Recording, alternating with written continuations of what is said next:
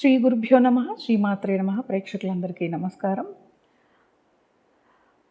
ఇప్పుడు మనం అత్తమామల్ని కూడా తప్పించుకోలేరండి. కోడలైనా అల్లుడైనా పుత్రులు లేని పెద్దల కర్మకాండ ఆడబిడ్డ అల్లుడి విధి అన్నమాట. పితృదేవతారాధన రహస్యాలని తెలుసుకోవాలి. మా మామగారి ఆర్థికం వస్తుంది, ఆయనకు మగపిల్లలు లేరు, అత్తమామల కోసం మేము ఏం చెయ్యాలి? ఇది చాలా ముఖ్యమైన ప్రశ్న అన్నమాట. కుటుంబ నియంత్రణ కారణంగా ఆడపిల్లలైనా మగపిల్లలైనా ఒకటే అనుకోవటం వల్ల ఈ సమస్య వస్తుంది. అయితే ఇది నేడు కొత్తగా వచ్చింది కాదు. పూర్వకాలం కూడా కేవలం ఆడపిల్లలు మాత్రమే ఉండేవారు. వారిని అభ్రాతృక అంటే సోదరుడు లేనిది అనేవాళ్ళు.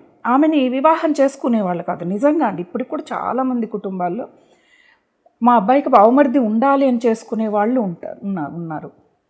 ఎందుకంటే ఇంటికి వెళ్తే బావమరిది తన పంక్తిని కూర్చొని భోంచేస్తాడు. ఏదైనా బావ అంటే అక్క, భర్త అంటే తండ్రితో సమానంగా కూడా బావమరిదికి తోడుగా ఒకరికొకరు ఉంటారని.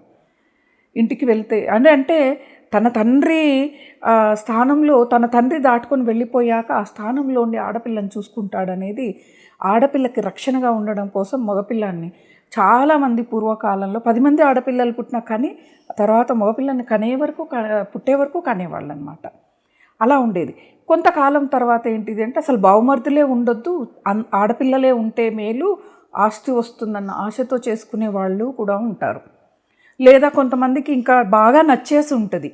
ఆ ఆస్తి అనేది కాదు, అమ్మాయి చాలా బాగా నచ్చి ఉంటుంది, సరే బావమర్దులు లేకపోతే ఏమవుతుంది, తోడళ్ళు ఉంటారు కదా అని చేసుకుంటారనమాట. అంటే ఇన్ని రకాలుగా జరుగుతుందన్నమాట. అసలు మరి ఆడపిల్ల పుడితే, ఇప్పుడు 2 ఆడపిల్లలే ఉన్నారనుకోండి, ఆ భర్త వాళ్ళ నాన్న చనిపోయాడనుకోండి, ఆ అమ్మాయిల భర్తలు ఖచ్చితంగా అలా మామగారి యొక్క తిథిని నిర్వహించాలి.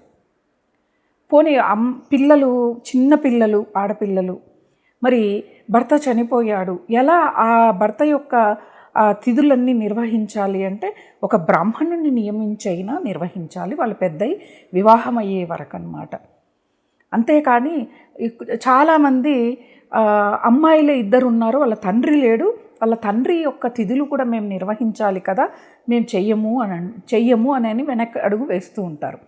ఇంకొంతమంది యొక్క అనుమానం ఏంటిది అంటే మాకు తండ్రి ఉన్నాడు, మామ లేడు, పిల్లనిచ్చిన మామ లేడు, మేము ఎలా తిథులు పెడతాం, మా తండ్రి ఉన్నాడు కదా అనే అనుమానం కూడా వస్తుంది. మామ కూడా తండ్రితో సమానమే కాబట్టి అక్కడికి వెళ్ళి ఆ గోత్రనామాలతో తిథిని నిర్వహిస్తారు కాబట్టి నిర్వహించవచ్చు. అలాగే తన తండ్రి తర్వాత కూడా తను నిర్వహించాలి. చాలామంది ఇళ్లల్లో కోడళ్ళు అత్తగారికి నాకు పడదండి, ఆవిడ తిథి నేను పెట్టేది ఏంటిది అన్న ఒక పట్టుదల ఉంటుంది. పట్టుదలలు పనికిరావమ్మ, జీవితాన్ని నాశనం చేయడం తప్ప పట్టుదలలు దేనికి పనికిరావు. తప్పకుండా పితృదేవతల యొక్క తిథి కర్మలు నిర్వహించవలసిందే. ప్రేమతో గౌరవంతో నిర్వహిస్తే కుటుంబం సురక్షితంగా ఎంతో ఆనందంగా ఉంటుంది. స్వస్తి.